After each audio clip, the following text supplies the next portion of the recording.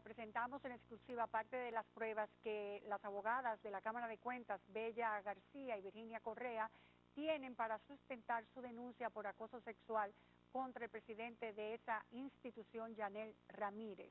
Se presentaron el viernes 16 ante la Procuradora General de la República, Miriam Germán, y la Procuradora Adjunta y Directora del PETCA, Yene Berenice, con estas pruebas. Pero al margen de las preocupaciones de las denunciantes y sus familiares, de acuerdo al audio que presentamos la semana pasada de la reunión convocada el 15 de diciembre por el presidente de la Cámara de Cuentas, Yanel Ramírez, con las denunciantes e integrantes de la dirección jurídica, 2 días después de que la secretaria del Pleno, Tomasina Tolentino, hablara con él sobre la situación, se escucha cuál es la preocupación principal del presidente de la Cámara de Cuentas.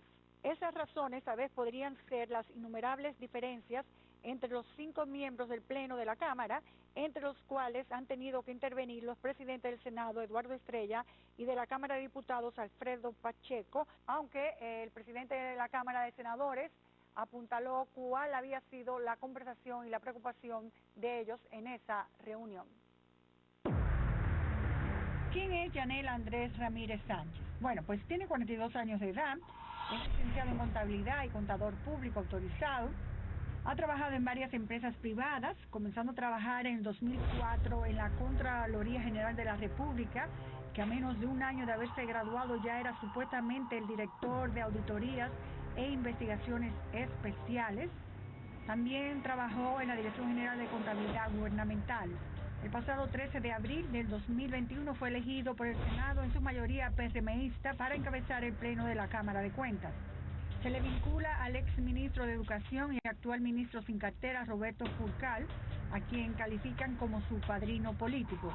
De acuerdo a su declaración jurada de bienes, Yanel Ramírez no tiene apartamento ni inmuebles rurales, pero posee 2 caballos valorados en 120,000 pesos que no sabemos dónde los tiene.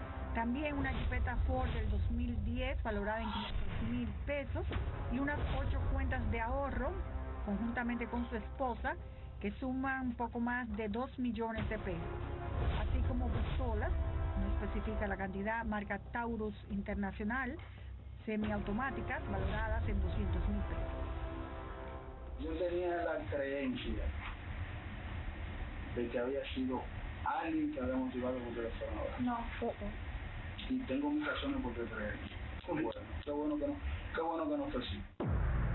Pero la denuncia de acoso sexual fue un tema ignorado y entendemos el porqué. Había asuntos que se consideraban de mayor relevancia, como la compra de un bizcocho.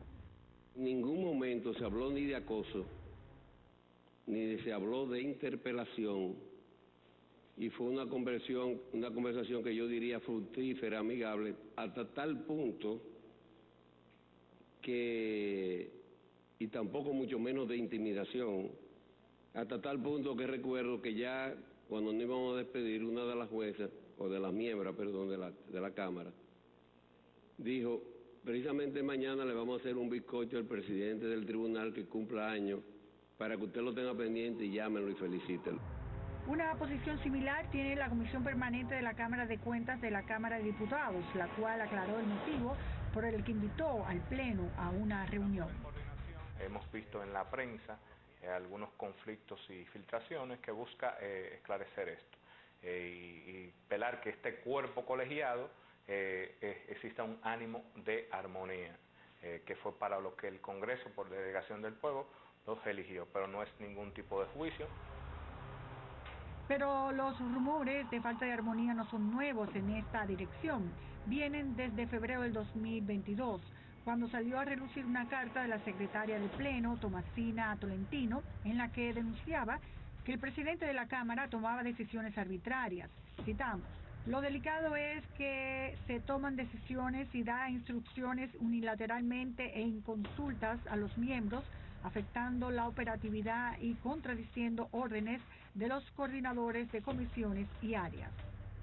Otra evidencia de las diferencias entre los miembros se produjo hace 2 semanas con el convenio para la consolidación de una Cámara de Cuentas al servicio de la transparencia y la institucionalidad, que, entre otras cosas, establece la revisión exhaustiva de las auditorías por un personal distinto al actuante en las anteriores. Pero el documento solo fue aprobado por 3 de los 5 miembros del Pleno: el presidente Yanel y los miembros Elsa Peña y Mario Arturo Fernández. En cambio, Elsa Castaño y Tomasina Tolentino no firmaron la aprobación. Queremos saber por qué las demás magistradas no están de acuerdo con esos puntos, como por ejemplo, una de las críticas que hemos hecho es que sabíamos que la Cámara pasada tenía grandes debilidades, presentando auditorías maquilladas. Pero no es la primera vez que se habla de auditorías maquilladas en la Cámara de Cuentas. Ese es un cuento largo y viejo de esa institución. Recordemos algunas de esas. Por ejemplo, una investigación que hiciéramos en 2008 sobre la gestión del entonces presidente de la Cámara, Andrés Terrero. Los miembros del Pleno en aquel entonces estuvieron involucrados en múltiples denuncias, lo que llevó a la Cámara de Diputados a levantar una investigación a través de una comisión especial y posteriormente enviar a juicio político a los involucrados. Había auditorías que no han salido, que deben salir, pero que no salieron porque no se podía decir en las elecciones, porque hacía daño la campaña. Yo dije que se han hecho, que van a salir alrededor de 90 auditorías y que de ahí se van a caer altares. Pero no cayeron los altares, porque las auditorías fueron archivadas de inmediato, según declaración de Henry Mejía, miembro en ese momento de la Cámara de Cuentas. 14 años después, la historia se podría repetir con la solicitud de juicio político que han hecho diferentes sectores, sobre todo de la oposición, por las supuestas denuncias de irregularidades. Incluso el senador Iván Lorenzo solicitó al presidente de la Cámara de Cuentas, mediante una comunicación el 13 de septiembre, la certificación de los gastos de representación y viáticos, así como los gastos de refrigerio y almuerzo que no estén contabilizados dentro de los gastos de representación. Porque nosotros tenemos facturas que ellos le han cobrado a la Cámara de Cuentas de almuerzos y cenas que ellos se han hecho servir en los restaurantes del país. Han solicitado la devolución de esos recursos. Se refiere a que los almuerzos diarios en restaurantes del presidente de la Cámara de Cuentas estarían siendo pagados con el fondo de la institución y que no se sabe si corresponden a viáticos o a gastos de representación. Por ejemplo, esta solicitud del 30 de noviembre del 2021, en la que se solicita el reembolso de un almuerzo del día anterior, de arroz con camarones, rabo de ternera y tostones por un valor de 1.392 pesos en el restaurante Vizcaya para el presidente de la institución.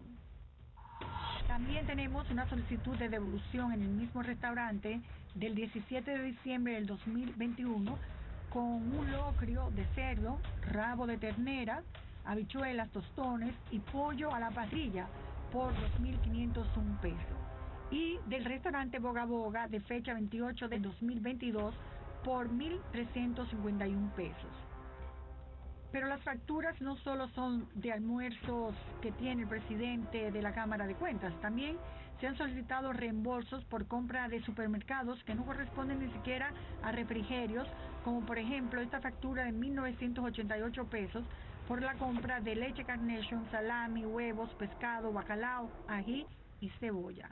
También la factura de 1.998 pesos el 7 de febrero del 2022, que incluye botellas de agua Perrier a un costo de 128 pesos cada una.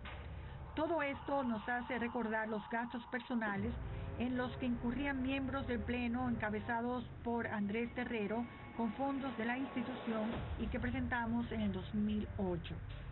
Ángel Terrero nombró a una persona a la que se le pagaba subrepticiamente para enseñarle a jugar golf a los miembros del organismo, con la excusa de una actividad institucional que se llevaría a cabo en Punta Cana, así como los consumos en restaurantes caros como la Casa de las Paellas, Boga Boga y El Mesón. Y no se podía quedar, señores, hasta la compra de tabacos por miles de pesos en la empresa Baldwin Cigars. Ante todas esas denuncias, es evidente que la actual gestión de este organismo, al igual que algunas pasadas, atraviesan por una gran crisis. Es la punta del iceberg que podemos ver, es que hay muchas cosas que van a salir a relucir en una investigación profunda. Yo no quiero adelantarme a los acontecimientos porque yo pudiera estar siendo un juzgador, entonces yo no me quiero prejuiciar. Sin embargo, lo que puedo asegurarles a ustedes es que es mucho peor de todo lo que ha salido. Se consideran que todas esas denuncias de acoso sexual, laboral, de toma de decisiones arbitrarias y otras irregularidades no deben tomarse a la ligera, dada la naturaleza de la institución. Para otros, la situación es delicada por los intereses que pueden haber detrás de las denuncias.